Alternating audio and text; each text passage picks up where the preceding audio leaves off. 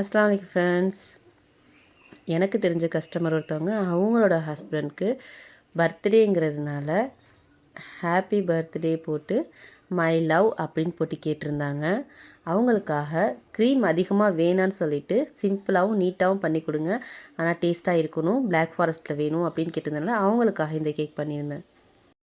எனக்கு பர்சனலாகவே இந்த டிசைன் ரொம்ப பிடிச்சிருந்துச்சு. அப்புறம் பாவ் பன் பண்ணியிருந்தேன். பாவ் பன் அதாவது பாவ் பாஜிக்குள்ளது தான். ஆனால் எனக்கு ரொம்ப பிடிச்சி நல்ல சாஃப்டாகவே வந்துருந்துச்சு. இந்த பாவ் பன்னோட ரெசிபி உங்களுக்கு வேணும்னா சேனலில் கமெண்ட் பாக்ஸில் கமெண்ட் பண்ணுங்கள். உங்களுக்கு இந்த பாவ் பன்னோட ரெசிபி நான் கன்ஃபார்மாக போடுவேன். பாருங்கள் எவ்வளோ ஹோல்ஸோட எவ்வளோ சூப்பராக ஸ்பாஞ்சியாக வந்திருக்குன்னு சொல்லிட்டு வீட்டில் எல்லாருக்குமே ரொம்ப பிடிச்சிருந்துச்சு. அப்புறம் இன்னொன்றும் செஞ்சுருந்தேன் இன்னொருத்தவங்களுக்கு.